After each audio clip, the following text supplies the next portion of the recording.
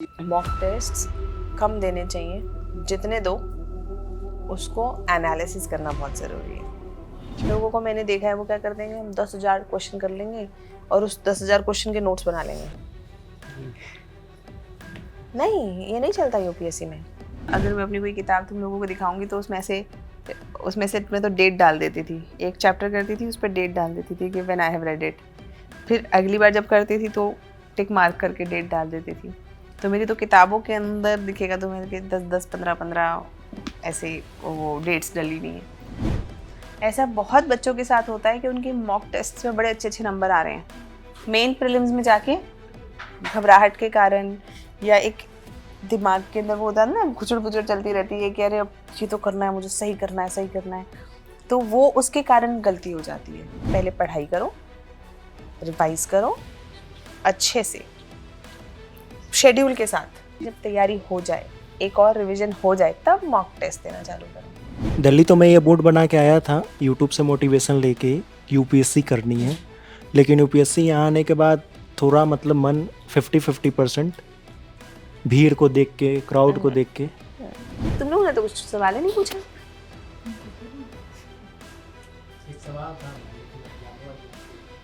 मैं कहाँ जाने वाली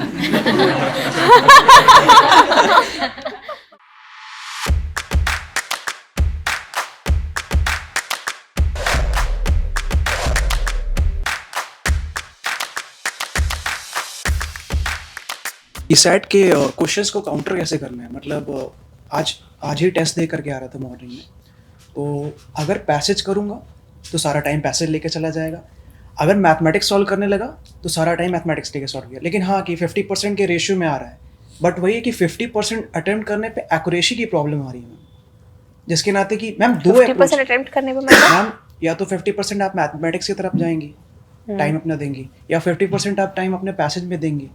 वो टाइम मैनेजमेंट समझ में नहीं आ रहा है सी सैट को लेकर के। आप कौन से सेक्शन में ज़्यादा कॉन्फिडेंट हो? मैम मैं ज़्यादा कॉन्फिडेंट तो मैथ्स में हूँ। तो पहले मैथ्स करना है। तो मतलब कि लेवरेज टाइम जो बचेगा उसके बाद पैसेज की तरफ जाऊँ। बिल्कुल। जिस भी क्वेश्चन में सी सैट पे अटक जाओ उसको मार्क करो, आगे बढ़ जाओ। क्वालिफाइंग पेपर है पहले, ठीक है? इस बात को समझो। अब मैं ये इसमें भी एक रियल लाइफ एग्जांपल से समझाने की कोशिश करती हूँ। सी सैट के पेपर के अंदर स्ट्रैटेजिकली कुछ कुछ जगहों पे ज़्यादा डिफिकल्ट, अनसॉल्वेबल, टाइम वेस्टर्स जोड़े जाते हैं। वो टाइम वेस्टर्स क्या होते हैं? वो ऐसे क्वेश्चन हैं जिनमें टाइम लग जाएगा, जो तुम आसानी से सॉल्व होंगे नहीं, और तुम्हारे वो वाले क्वेश्चन छूट जाएं जो तुम्हें ऑलरेडी, जो तुम कर सकते थे, जो तुम्हें आते थे, वो छूट जाए। ऐसा ऐसा ऐसा डिज़ाइन ही ऐसा किया जाता है वो पेपर। और ऐसा क्यों किया जाता है? ये जज करने के लिए क्या ये आदमी ओवरऑल पिक्चर को देखता है या देखती है या नहीं, क्या ये कहीं किसी छोटी प्रॉब्लम से अटक के पूरे ही प्रोग्राम या स्कीम को तो नहीं फेल कर देते। जैसे तुम्हें एक प्रोग्राम या स्कीम चलाने के लिए दी गई, आपको उसमें एक हर्डल नज़र आया कि ऐसा नहीं हो सकता क्योंकि ये रूल रेगुलेशन है या ये है, ऐसा नहीं हो सकता, तो आपने उसके चक्कर में पूरा प्रोग्राम ही नहीं करा क्योंकि आप उस रूल से आगे देख ही नहीं पाए। उस रूल से आगे आपकी नज़र ही नहीं गई, आपने उसको इवैल्यूएट ही नहीं किया, उसके आगे को देखा ही नहीं। कैसा ऑफिसर चाहिए? Problem solving aptitude. Problem solving, ठीक है, ये नहीं हो रहा, ठीक है, अगला देखते हैं, ये वाला हो जाएगा। ये नहीं, कोई बात नहीं, उसको देखते हैं, इस पर टाइम वेस्ट नहीं करेंगे। जो अनसॉल्वेबल है, टाइम वेस्टर है, उस पर टाइम नहीं करेंगे। सो मैथ से सॉल्व करना शुरू करो। अगर आपका मैथ्स स्ट्रॉन्ग पॉइंट है, सॉल्व करते जाओ। जहाँ क्वेश्चन डिफिकल्ट लगे, मुश्किल लगे, अनसॉल्वेबल लगे, उसे मार्क करो, सेकेंड रीडिंग में करेंगे, उसके आगे वाले करो। और फिर अपने कॉम्प्रिहेंशन करो, फिर सेकेंड रीडिंग के लिए आओ। फिर सबको पहले OMR शीट में भर दो, जितना तुम्हें आता था तुमने OMR शीट में भर दिया। अब सेकेंड रीडिंग पे आओ। अब सेकेंड रीडिंग पे धीरे धीरे करके you start again doing it कि क्या मैं इसको दिमाग चला के थोड़ी मेहनत करके सॉल्व कर सकता हूँ, तो कर। तो so ma'am we have to solve the paper as like salami slicing. Salami slicing attitude में पेपर सॉल्व करना पड़ेगा। Of course. हमारा ऑब्जेक्टिव क्या है? हर क्वेश्चन सॉल्व करना? नो मैम, हमारा ऑब्जेक्टिव क्या है? Selective. Simple. Objective should be clear. हमें कोई ईगो पे थोड़े ना लेना है कि हमारा ये एक पर्टिकुलर क्वेश्चन मैथ्स का मुझसे सॉल्व नहीं हुआ, मैं तो आईआईटी का इंजीनियर था, है ना। ईगो पे नहीं लेना, वो डाला गया है वहां पे ताकि जो लोग अटक जाते हैं, जो लोग नहीं आगे बढ़ते, जो लोग नेगेटिव एटीट्यूड रखते हैं, जो लोग डर जाते हैं, जो लोग एंजाइटी में भर जाते हैं, जिन्हें पैनिक हो जाता है, वो लोग वहीं पर ही रुक जाएं। जो लोग पॉजिटिव एटीट्यूड रखते हैं, जो पूरी पिक्चर देखते हैं, जो ऑब्स्टेकल को हटा के कोने में रख के आगे बढ़ जाते हैं, वो लोग आगे के क्वेश्चंस करें और आसान क्वेश्चंस करें और पास हो जाए। It's a design. You understand?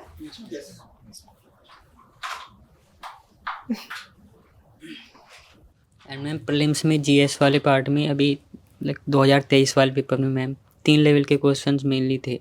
उसमें भी जो स्टार्टिंग जो बेसिक होता है एनसीईआरटी के कुछ क्वेश्चन एनसीईआरटी बेस के आए थे, बट कुछ मैम स्टैंडर्ड टेक्स्ट बुक्स के थे। बट मैम अभी जैसे इस साल हम प्रिपेयर कर रहे हैं कोई मॉक टेस्ट, ये सब इस सब के चक्कर में मैम कुछ ना कुछ हर साल लास्ट ईयर का मेरा एक इकोनॉमिक्स का क्वेश्चन जो बुक में था मैंशन था, बट वो क्वेश्चन रियल एग्जाम में भी आया था, डाटा बेस्ड क्वेश्चन था। मैं उसको अटैम्प्ट नहीं कर पाया था जस्ट बिकॉज कि मैंने वो बुक एक बार और रिवाइज नहीं कर पाया था। एंड मैम क्योंकि अब तो वही है मैम, अभी हमें स्टैंडर्ड टेक्स्ट बुक्स पर, थ्योरी वाली बुक्स पर कितना ध्यान दें और मॉक टेस्ट पर कितना मैम उसके, क्योंकि मैम रिवीजन में उसकी वजह से थोड़ा सा कमी रह जाती है। मॉक टेस्ट कम देने चाहिए, जितने दो उसको एनालिसिस करना बहुत ज़रूरी है। जैसे कि पहले तो पढ़ना ज़रूरी है, स्टैंडर्ड बुक से पढ़े, यस फिर आपने कुछ क्वेश्चंस करके देखे क्या आपसे हो रहे हैं। अगर आपको लग रहा है कि सफिशिएंट क्वेश्चन उससे हो रहे हैं तो अगले टॉपिक पे आप चले जाओ। अगर आपसे क्वेश्चंस नहीं हो रहे यानी कि रिवाइज करके देखो। लेकिन कई बार ऐसा होता है कि हमारे टेक्स्ट में ही प्रॉब्लम है। अब हमारे टेक्स्ट की ही कमी है कि उसमें वो सब चीज़ें नहीं हैं, तो टेक्स्ट चेंज करके देखो और उसके बाद आप क्वेश्चंस करके देखो। लेकिन जब हमने क्वेश्चंस करे तो हमें क्या करना है? एनालाइज करना है कि क्वेश्चन मेरा गलत क्यों हो गया, मुझे किस तरीके से इसको करना चाहिए था, क्या मैंने कोई सिली मिस्टेक कर दी है, क्या मुझे कंसेप्चुअल क्लैरिटी नहीं है या मेरा फैक्चुअल क्लैरिटी नहीं है मुझे, तो उसका एनालिसिस बहुत इंपॉर्टेंट है। जी मैम। आप टेक्स्ट पढ़ के 100 क्वेश्चन कर सकते हो, 100 क्वेश्चन करके भी एक टेक्स्ट की भरपाई नहीं कर सकते, क्योंकि एक ही टेक्स्ट से घुमा फिरा के 1000 तरीके के क्वेश्चन बनाए जा सकते हैं। यस। तो पहली प्रायोरिटी हमेशा टेक्स्ट पढ़ना है। Yes ma'am. फिर क्वेश्चन इज अ एवेलुएटिव टूल, वो आपका मेन टेक्स्ट नहीं हो सकता। कई लोगों को मैंने देखा है वो क्या कर देंगे, हम 10,000 क्वेश्चन कर लेंगे और उस 10,000 क्वेश्चन के नोट्स बना लेंगे। जी। नहीं, ये नहीं चलता यूपीएससी में, है ना, बिल्कुल नहीं। टेक्स्ट पढ़ो, सोचो, अपने कंसेप्ट्स क्लियर करो, क्वेश्चंस करो, कितने भी क्वेश्चन कर सकते मैम हैं। जो रह रहा है मेरा जीएस में वो 70 और 65 to 70 मार्क्स ही आ पा रहे हैं, उससे ऊपर जा रहा हूँ। वो 1-2 मार्क्स अगर वो ठीक हो जाते हैं 65 to 70, मेरा अभी लास्ट 2023 वाला है, 70 मार्क्स आ रहे हैं, 70 प्लस भी आ रहे हैं, बट रियल मार्क्स कुछ बच्चों पता की चाय नहीं। रह गई थी क्या, उनको मिल नहीं पाई थी। मैंने पहले दोबारा पढ़ा। किसको नहीं मिली थी? सबको मिली थी। ऐसे मिली थी सर, आप लोग ले लो। और किसी को दोबारा चाहिए हो तो ले लो। नहीं, थैंक यू। ये तो ले लो। मैम के लिए ला रहा है कुछ खाने मैम? हाँ, नहीं चलेगा।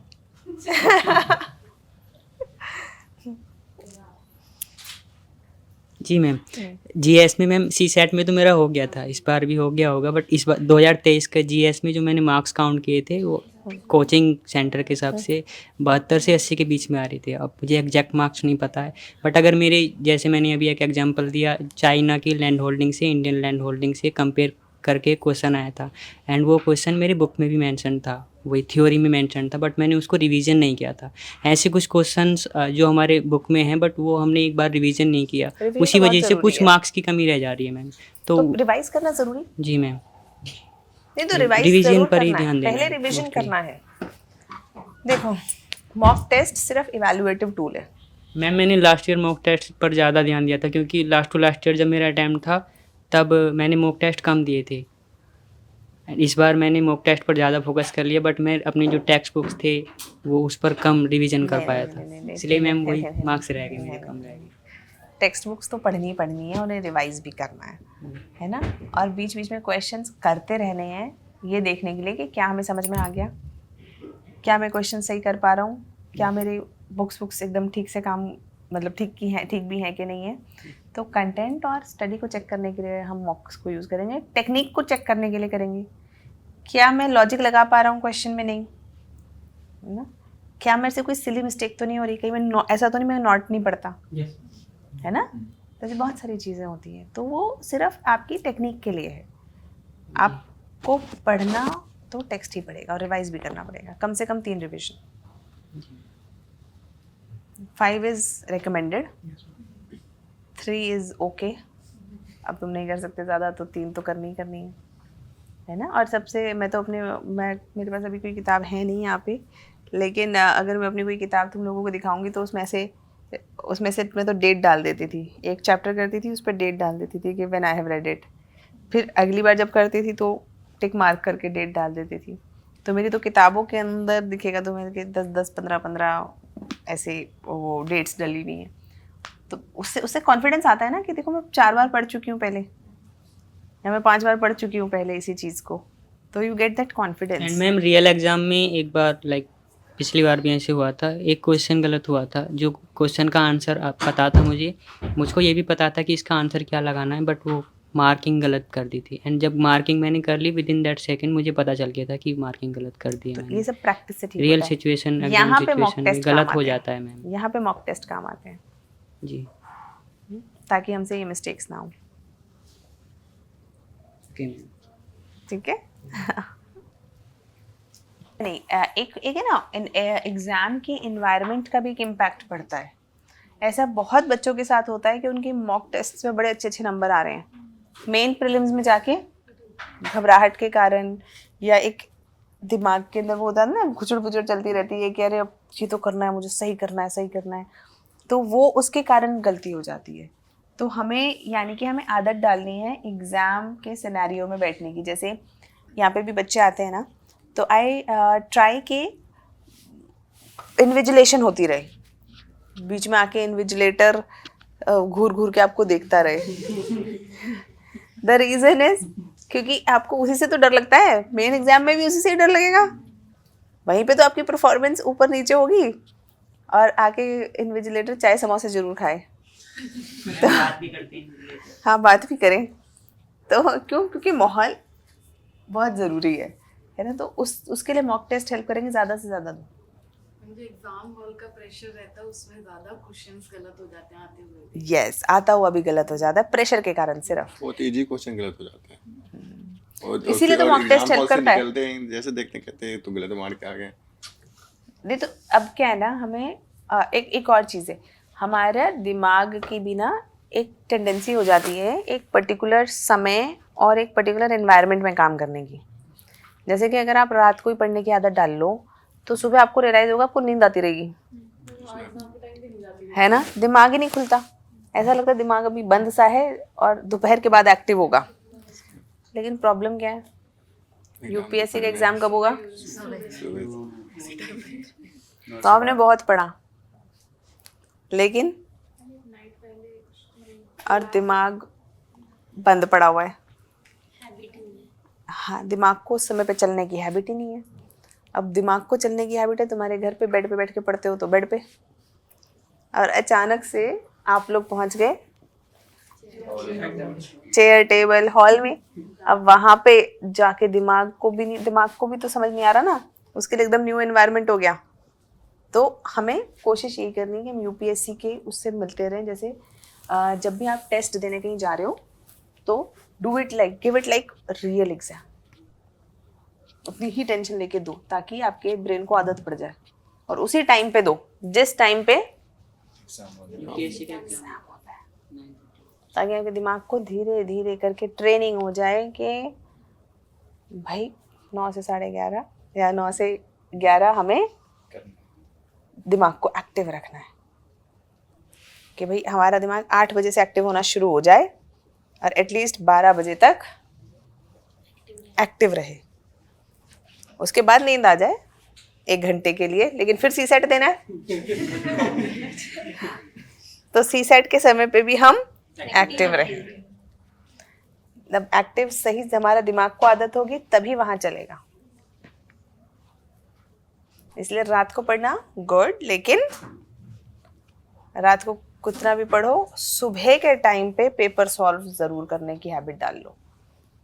कुछ भी करो, पढ़ो, न्यूज़पेपर पढ़ो शुरुआत में, लेकिन जैसे जैसे एग्जाम अब पास आता जा रहा है उस टाइम पे मॉक टेस्ट उस समय प्रैक्टिस कर सकते उस टाइम प्रैक्टिस करो। मैम इससे जैसे कि अभी मेरा क्लास चल रहा है, मेरा 25 अटेम्प्ट है, तो अभी जैसे क्लास ख़त्म होगा, इस लास्ट अप्रैल में ख़त्म हो जाएंगी, तो अभी जस्ट एक मॉक टेस्ट ज्वाइन करना चाहिए या पहले रिवीजन करने के बाद लास्ट टाइम में? रिवीजन लास्ट टाइम में mock- हाँ, एकदम लास्ट टाइम, अभी नहीं, Okay. क्योंकि अभी मॉक टेस्ट के चक्कर में क्या होगा, नहीं, और अभी पढ़ भी नहीं पाओगे, Yes, मैम। क्योंकि अभी मॉक टेस्ट सचो ऐसे समझो कि अब मॉक टेस्ट का एक सिलेबस होता है, ठीक है, और वो सिलेबस डिफाइंड होता है कि आज से 3 दिन बाद तुम्हारा मॉडर्न इंडिया का टेस्ट है, लेकिन 3 दिन में मॉडर्न इंडिया पढ़ सकते हो? कभी नहीं। नहीं पढ़ी जा सकती ना। मॉडर्न इंडिया पढ़ने के लिए पहली बार, दूसरी बार, तीसरी बार, मतलब जब रिवीजन हम कर रहे हैं तो उसके लिए सफिशिएंट टाइम चाहिए। और क्या सिर्फ और सिर्फ स्पेक्ट्रम या एक ही सोर्स से पढ़ोगे? नहीं, एक तो तुम्हारे टीचर के नोट्स होंगे, Class notes। है ना, एक स्पेक्ट्रम हो गई, फिर 1-2 नोट्स तो तुम बाहर इतना घूमते हो कोई ना कोई तो तुमने लिए ही होंगे, है ना, फिर इंटरनेट पे इतना जाते हो, टेलीग्राम तुम सबके पास है ही है ना, 2-4 तुमने वहां से डाउनलोड कर रखे होंगे, है ना। अब तुम जब पढ़ने लगोगे तो 1857 3-4 सोर्स से तो पढ़ोगे, तो 1857 के आगे बढ़ नहीं पाओगे। इतनी बड़ी मॉडर्न इंडिया कंप्लीट होगी? नहीं होगी। अब टेस्ट लेकिन हो गया, तो या तो तुम बिना पढ़े टेस्ट दोगे, या फिर या तो आधा पढ़ के दोगे, और या फिर तुम टेस्ट छोड़ दोगे। सिर्फ क्वेश्चन लेके आ जाएंगे। हाँ, तीनों ही बर्बादी है ना, समय की भी, टाइम की भी, एफर्ट की भी, और पैसे की भी। तो इसीलिए ये सब नहीं करना है, पहले पढ़ाई करो, रिवाइज करो अच्छे से, शेड्यूल के साथ। अब ये भी नहीं करना कि मॉडर्न इंडिया पढ़ रहे हैं, महीनों से मॉडर्न इंडिया पढ़े जा रहे हैं, ऐसा नहीं है। There has to be a schedule which needs to be which you need to be stick to, कि हाँ इतना समय मुझे देना चाहिए, उसको फॉलो करना है। लेकिन जब तैयारी हो जाए, एक और रिवीजन हो जाए, तब मॉक टेस्ट देना चालू करो, ठीक है। मॉक टेस्ट तब चालू करने हैं, क्वेश्चन प्रैक्टिस साथ साथ चलती रहनी चाहिए, ठीक है। चले,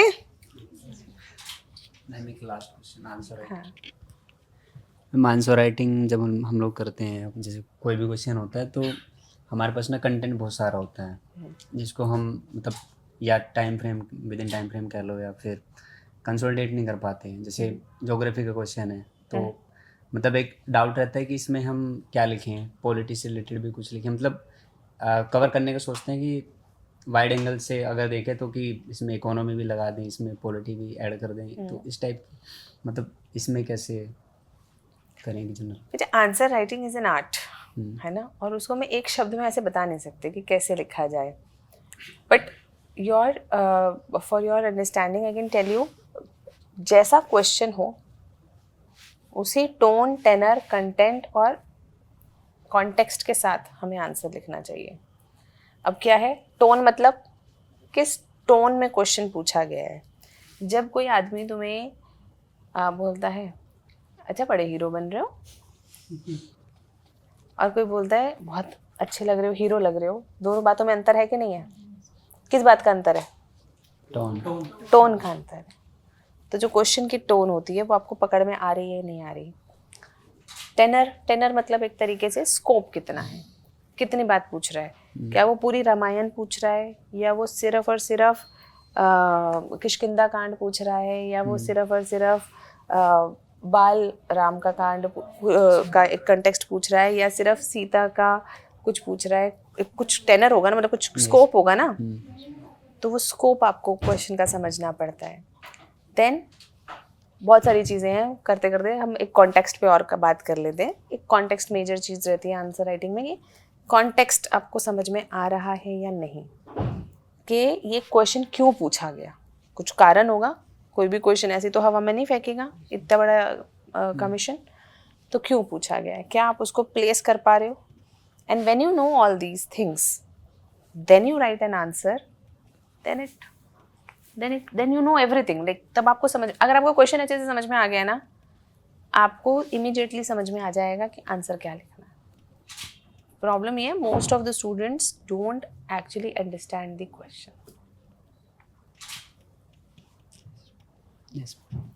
इट्स एन आर्ट, उसमें मेहनत करनी पड़ेगी, वो ऐसे नहीं बता सकते। एक्चुअली सब समझ आ जाता है, कंटेंट भी होता है, तो बट लिखते टाइम ना तो समझ नहीं पाते कैसे प्रोसेस प्रैक्टिस है ना, take some help, people who can help you in answer writing.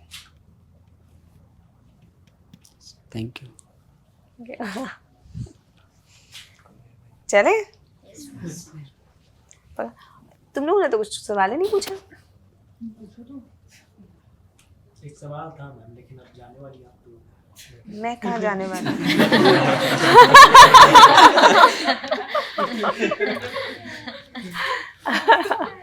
जैसे मैम मेरा नाम ऋषभ है, मैं पटना से हूँ, तो मेरा ये सवाल है कि मैं अभी दिल्ली यूनिवर्सिटी से सेकेंड ईयर में हूँ, वहाँ से ग्रेजुएशन कर रहा हूँ। तो मुझे दिल्ली तो मैं ये बोर्ड बना के आया था यूट्यूब से मोटिवेशन लेके यूपीएससी करनी है, लेकिन यूपीएससी यहाँ आने के बाद थोड़ा मतलब मन 50-50% भीड़ को देख के, क्राउड को देख के, तो फिर मैं एसएससी पे स्विच कर गया। अच्छा। तो मुझे लगा कि पहले एक जॉब लेके सिक्योर कर लेता हूँ अपने लाइफ को, फिर इसमें जाता हूँ, क्योंकि यहाँ सक्सेस रेट बहुत कम है, 0.1% something. It's okay, it's a good strategy.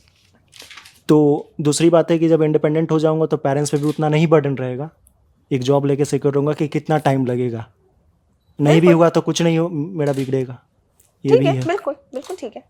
तो इसमें मेरा ये है मैम कि मैं वहाँ पे जैसे सीसेट इसमें पेपर होता है एक, तो मैं वहाँ एसएससी के जो टीचर से पढ़ूंगा, तो यहाँ पे जो सीसेट मेरा तो एक स्ट्रॉन्ग बेस हो जाएगा ना। बिल्कुल बिल्कुल हो जाएगा।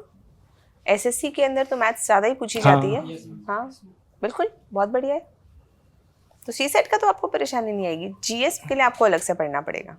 हाँ, क्योंकि यहाँ पे वास्ट सिलेबस है एज कम्पेयर टू बिल्कुल बिल्कुल बिल्कुल। वनडे एग्जाम जो है, वनडे एग्जाम मतलब जो जैसे एसएससी वगैरह ये सब तो मल्टीपल चॉइस क्वेश्चन होते हैं ना, यहाँ पे तो मुझे यहाँ पे सब्जेक्टिव भी पेपर। मल्टीपल, यहाँ अच्छा मेंस की बात कर रहे हैं? हाँ, मेंस की बात कर रहा हूँ। वहाँ पे तो प्रैक्टिस करनी पड़ेगी, यूपीएससी की तैयारी अलग ही से ही होगी। हाँ, तो वो मेरा उसके साथ मतलब उसके साथ करते करते आपको थोड़ा अंदाज़ा लग सकता है, यूपीएससी की प्रिपरेशन नहीं होगी। हाँ, ना अलग से ही करनी पड़ेगी। तो मेरा मैम ये जो डिसीजन है मैंने सही किया या? देखो, अगर आपको, देखो आपने सोच समझ के डिसीजन लिया है तो अच्छा ही लिया है, हाँ, है ना। बिल्कुल, मैं ये मानती हूँ कि हमें हमेशा बहुत सारे प्लान्स के साथ चलना चाहिए। Never put all your eggs in one basket. अब ये नहीं कि मतलब पता नहीं बिना किसी बैकअप के लोग कैसे वो करते हैं, लेकिन अगर आप एक बैकअप लेके चलते, जैसे टोटल जो नींव ही है तथास्तु की, वो इसी बेसिस पे है कि बच्चा पढ़ाई करता रहे और साथ साथ प्रिपेयर करे, वो खाली बैठ के कोचिंग ना करे। क्योंकि जब खाली बैठ के बच्चा कोचिंग करता है तब उसके दिमाग में क्या आता है? Pressure, extra pressure. मैं क्या कर रहा हूँ, होगा नहीं होगा, 3 साल हो गए, 2 साल हो गए, ये सब क्या है? This is mental pressure. This is, आप साथ में कोई डिग्री करते जाओ, आप अपने बीए के साथ साथ यूपीएससी की प्रिपरेशन करो तो कोई टेंशन नहीं है। बीए तो कर ही रहे थे ना, दुनिया को क्या बताना है? बीए कर रहे हैं। छुपके से रात को रजाई के अंदर टॉर्च जला के क्या करना है? सिंपल, किसी को नहीं बताना, अपनी मेहनत करनी है। उसी तरीके से पोस्ट ग्रेजुएशन, एमबीए करो या जो भी आप पोस्ट ग्रेजुएशन में करना चाहते हो, एमबीए करो, साथ साथ यूपीएससी की तैयारी करो, जॉब करो पार्ट टाइम, यूपीएससी की तैयारी करो, ताकि प्रेशर नहीं लेना ना लाइफ में। क्यों प्रेशर लेना है कि हम पता नहीं यूपीएससी में क्या होगा क्या नहीं होगा। भाई नहीं, अगर होगा तो सर्वोच्च पद मिल ही जाएगा, नहीं हुआ तो कोई बात नहीं, ये तो कर ही रहे हैं ना। I am not unskilled, I am not a random person जिसके कोई एकेडमिक एक्सीलेंस नहीं है। ऑफ कोर्स उस आदमी को हम ज़्यादा पसंद करेंगे ना। एक बताओ, तुम्हारे पास 2 बच्चे आए इंटरव्यू में, तुम यूपीएससी इंटरव्यूअर हो, एक बच्चा खाली बैठा 3 साल से यूपीएससी की प्रिपरेशन कर रहा है और पहली बार तुम्हारे पास आया। दूसरा बच्चा प्रिपरेशन कर रहा था, एमबीए भी कर रहा है उसने कहीं ऑनलाइन से, और साथ में 2 घंटे की कहीं पे जॉब भी करता है। किसको लोगे? क्यों लोगे? वो सिर्फ बीए मिल रहा है, ये बीए प्लस एमबीए मिल रहा है ना। उसने वो साथ साथ कुछ करता है, उसका स्किल्ड है, कोई आदमी उसे कुछ पैसे देने को तैयार है ना, यानी उसमें उतनी तो वैल्यू है। इस आदमी की वैल्यू क्या पता है? ये तो खाली है ना। इस आदमी की कोई वैल्यू पता है हमें? नहीं पता, गवर्नमेंट को भी नहीं पता। तो it's all about creating and developing your value. तो आप पढ़ाई के साथ साथ करो, जॉब के साथ साथ करो, तैयारी तभी करो ताकि ना दिमाग पे प्रेशर रहे, ना घर वालों पे प्रेशर रहे, ना ही हमें किसी तरीके का डर रहे कि होगा नहीं होगा। खुल के खेलो, फिर खुल के पढ़ाई करो एकदम शिद्दत से। किस लिए कर रहे हैं? डर के मारे नहीं कर रहे, हमें वो एक्सीलेंट पोजीशन चाहिए इसलिए कर रहे हैं। Then you become free, then you really start enjoying the examination. वरना डर के मारे तो आधे zombies घूम ही रहे हैं राजेंद्र नगर में, है ना। Don't become a zombie। Okay ma'am, thank you. हाँ, और किस किसने नहीं पूछा? ये दोनों मॉक टेस्ट का डाउट का कवर हो गया मैम, वहीं से मॉक टेस्ट देते हैं अभी जैसे। सेम है, तुम दोनों का दोस्तों का सेम डाउट था। ये फ्लैट, ये तो बहुत बड़ी अच्छी दोस्ती है तुम्हारी तो। फ्लैटमेट ही तो जब डाउट भी सेम, साथ में डिस्कशन करते हैं ना। वही कवर हो गया था इधर। ओके। कहाँ से हो? सीतामढ़ी बिहार। बिहार से। इसमें ओके। अच्छा, तुम तीनों दोस्त हो? अरे सही। क्लासमेट्स में स्कूल से? नहीं यहाँ पे। अच्छा, यहाँ पे क्लासमेट्स। ओके। और कौन सा बच्चा है? सब कवर हो गया। और गुड़िया है? सब कवर्ड? यस सेकंड टाइम है मेरा तो कॉलेजेस में भी होता रहता है। ओके, चलो ठीक है। Study well and most important, don't take stress. Stress लेने से किसी का कभी भला नहीं हुआ। स्ट्रेस हमारी एफिशिएंसी को और परफॉर्मेंस को घटा देता है। तो एग्ज़ाम का स्ट्रेस लेना, किसी भी और चीज़ का, फैमिली का, लाइफ की, फाइनेंशियल, हेल्थ और बहुत सारी चीज़ें हैं, है ना। स्ट्रेस किसी का नहीं लेना। सपोजिटली कुछ हेल्थ इशू हो गया है, ठीक है, इलाज कराना पड़ेगा, सिंपल। टाइम लो, इलाज कराओ, वापस आओ, अपने काम पे लोगों, तैयारी करो। फाइनेंशियल है, कोई बात नहीं, देयर आर पीपल जिनके साथ फाइनेंशियल टेंशन्स लाइफ में हुई हैं। हम कोई पहले नहीं है, ना ही हम आखिरी हैं। तो ऐसे बहुत लोग हैं जिन्होंने फाइनेंशियल स्ट्रेस, फाइनेंशियल स्ट्रगल्स झेली और आगे बढ़े हैं। तो पता है ऐसा होता है ना, लाइफ में, दुनिया में होता है ना। बस ठीक है, उसका रास्ता ढूंढो। क्या मैं कोई पार्ट टाइम जॉब करके अपना खर्चा चला सकता हूँ या चला सकती हूँ? क्या मैं इस तरीके से अपना लाइफ को और ज़्यादा सेटल कर सकती हूँ? करा, आगे बढ़ गए। एग्ज़ाम ही है, don't make it life. Exam है सिर्फ, और ये एग्ज़ाम आपकी वर्थ को प्रूव नहीं करता। Even if this exam doesn't select you, or if it selects you, it's just a, what do you say, ये एक इंसिडेंट है, उस इंसिडेंट पे अपनी लाइफ को नहीं इवैल्यूएट करना स्टार्ट कर दो। तुम्हें अगर एक एग्ज़ाम क्लियर नहीं हुआ, तुमने सोचना चालू कर दिया मैं तो हूँ ही बेकार, मुझसे तो होगा ही नहीं कुछ, मम्मी पापा भी यही कहते थे, है ना? नहीं, इट्स ओके। पर्टिकुलर ट्रेट्स थे जो ये एग्ज़ाम देख रहा था, उन ट्रेट्स पे मैं शायद उतना अच्छा अभी नहीं हूँ। अगर आपके पास समय है, पेशेंस है, आप दोबारा अटेम्प्ट देना चाहते हो तो उन चीज़ों को करेक्ट करो, दोबारा अटेम्प्ट दे दो। और नहीं, यू फील लाइक कि ना let's move on, let's do something else, it's fine. We cannot evaluate a monkey by its ability to swim, and just as we cannot evaluate a fish for its ability to climb. We should not do that. Amitabh Bachchan को radio ने लिया नहीं था, पता है ना बात? Radio ने रिजेक्ट कर दिया था अमिताभ बच्चन को कि बड़ी बेकार आवाज है तुम्हारी। और अब हाँ, पूरी दुनिया उनकी आवाज की ही दीवानी है। तुम्हें कोई एडवर्टाइजमेंट भी मिलता है, उसमें पता चल जाता है ना ये अमिताभ बच्चन बोल रहे हैं, वो बताए भी नहीं। हाँ, सोचो,